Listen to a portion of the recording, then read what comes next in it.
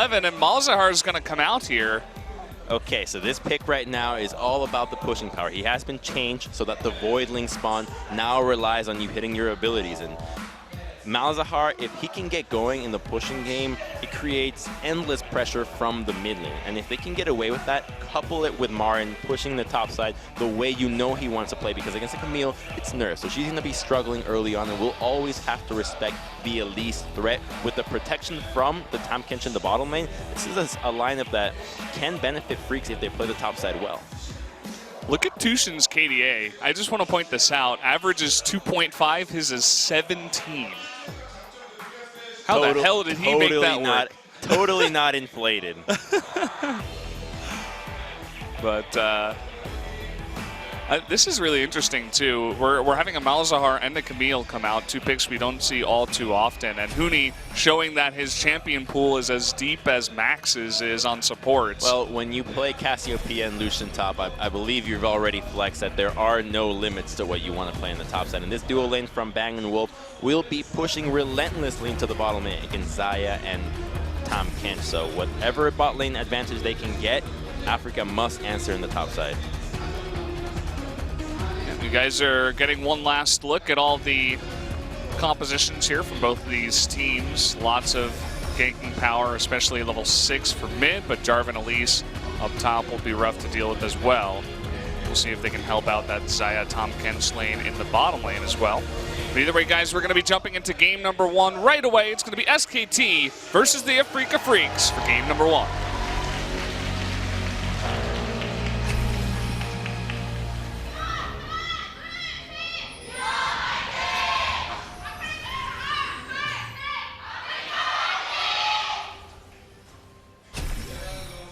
There we go. Everybody coming down to the studio tonight. I'd say we have a full house, much like the two hands that won me big in poker a couple days ago. Yeah, that's true. Crumbs had a big night at the casino the other night.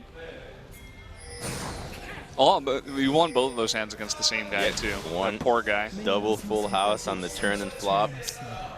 Must have been real. Galio wasn't really spotted while they could snip it out from him being Mia.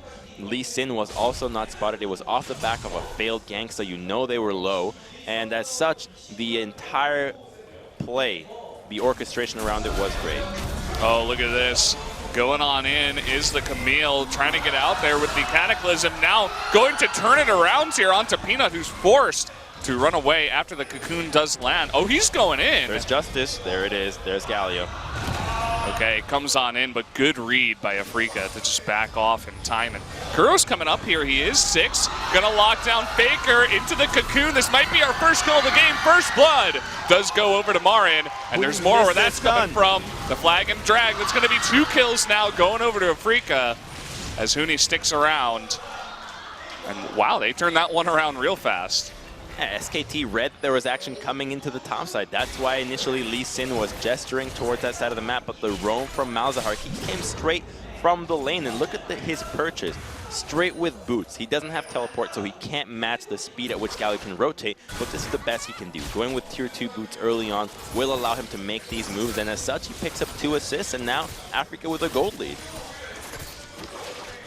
Well, I said it before these games started, Africa is kind of on a roll 4 games in a row, winning the first game of the series. But you know, we've seen SKT get behind before. We'll see if they can actually execute after this. We're going to take another look at the replay and how this all goes down. And this was well played by MaRin. As soon as they come out, he walks away, playing on the outside, and I believe he dodged the kick with his Cataclysm, or at least dodge the initial interaction, so the kick still remains, and he knows there's Galio to come in, but look at Malzahar coming through the middle of the lane, so he didn't come through the lane straight from River, but there is no sight of him, and he gets greedy, thinking of maybe throwing for a flash onto MaRin, but as soon as he gets here, there's no chance of a counterplay, and here's Huni where he just misses that stun on the very edge. The hook wall shot, the hook shot. So now we got Tushin coming up here with Spirit. We see this all the time. I think more often than not on red side too out of Africa. They love to come together, especially when Tushin plays these tanky supports and just lay down that deep vision in the red side. And okay, Faker's going to get locked up again. The flag and drag, he does flash, but there's the Cataclysm. Will there be a follow-up? Tanky is the Galio, but he will go down in the end. And that's Faker now at 0-2. Great timing there from Kuro. As soon as he casts Silence, Faker recognizes it. Okay, uses his own dash to get away from it, but immediately just even swifter and on top of the range in which she can gank. She's one of the strongest threats in the game. It's a great pick and solo queue for that. Oh, look at this. Kuro turning it around. The heroic entrance, but Peanut, he's ticking down. That's going to be another kill. Going over to Afrika off the back of an outplay there by Kuro onto Peanut. Now look at this, coming up is Tushin and Kramer. Faker in a really bad spot. Nice taunt, but he will go down again. 0-3 is the Faker. Cataclysm comes down onto Wolf. No flash onto this Lulu, and SKT is being swept off of the Rift right now. Wow, he just got Syndra'd. Lee Sin tries to go for Kuro. He does still have his flash, and while Galio wasn't quite in range to follow up, commits to it and gets a teleport to come in from MaRin. And we'll take another look right here. No protection there on Kramer, just gets voided out. He tried to flash for the save, but the teleport from MaRin is already here. Abyssal Voyage is committed to the play, and this is just all too easy for Afrika to clean this up. SKT really trying to go deep, really looking for those kills. Peanut perhaps going a little bit too deep, baiting his team into this one, and a perfect response out of a here for SKT. Oh, no. They do not see this one coming. Peanut gonna get locked down, and nothing can save him at this point. That's going to be our resident Lee Sin going down once again. Shot though, here comes Spirit from the left side. There is the Cocoon into the blasting cone, and that's gonna do it. Finally they pick up this Huni, who was running away for quite a while, but will not escape with his life. MaRin thought the Cataclysm would avoid again, catching out the split pusher. And here we go again. Hook shot does not get canceled by the Cataclysm, and here comes Kuro. Not in range. I love this cheeky move right here, though. Sees he's about to hit the blast cone. Let's get him out of here. Really nice. Killed in the trees. Yeah, with the Mountain Drake. Look at how much damage that Baron takes. That is unbelievable. No steal from Faker, although he does get a 4-man taunt. This might be their one time. Tushin taking a lot of damage to gray health, though. Faker still alive, gets another gigantic taunt, and SKT looking to take this game back. We'll see if they can do it. They're 3 kills already. There's going to be the 4th. Kuro still on the run. The last member left with that Baron, and here comes Huni. There's the ace from SKT. Here comes Camille, but then the knockup. Caitlyn keeps attacking. Free man. It's just so simple for them. Camille targets Xayah right away, and now without Xayah, there's not enough damage. Everybody's in the back, taunted again by Faker. Just cleaning, shooting fish in the barrel for them. Perfect play, basically, from Faker. The 4-man flash taunt into the heroic entrance, triple knockup into another 4-man taunt. But Afrika had flash. They have a new lease on life. They definitely gave themselves a chance in this one. They still are behind. Okay, we got another engage coming in here. The heroic entrance as one member. It looks like Huni was locked up for a very long time. Now Ben getting pretty low. This time Faker gets another big taunt, but now MaRin going into the back line looking for those carries, but the polymorph for so long. These 2 big tanks going 1v4 for so long. And it looks like at the end of it all, Afrika will come out on top. Huni did have his Guardian Angel popped too.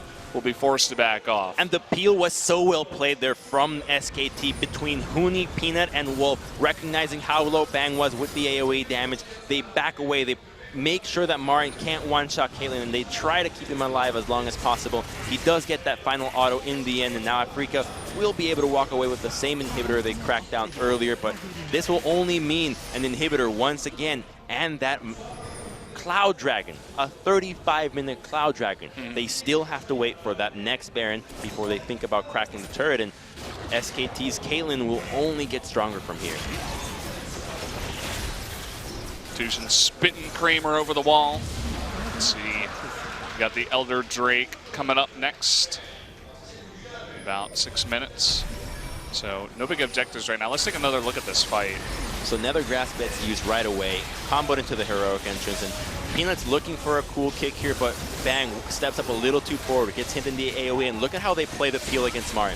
Immediate knock-up, immediate Hexic ultimatum into the flash, the trap, just everything, but Bang oversteps, gets a little too greedy, and does end up getting taken out by the Cataclysm. Look at this, Huni trying to escape again, will not happen as Kuro locks him down with that Nether Grasp.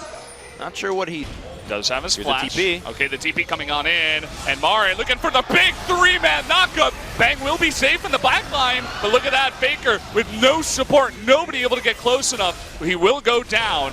Right now it is 5 versus 4. Now Huni is the target.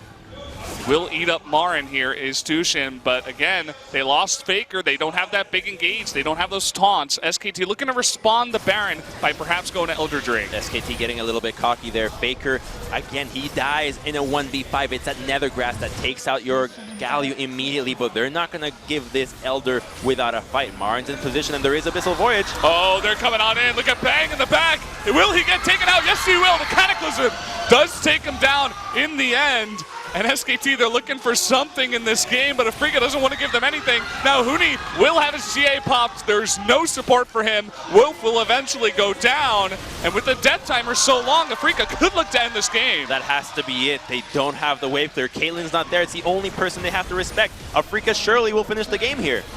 Wow, look at that. This game, it's been flipped over so many times, going from one direction to the other, but Afrika sticking in it.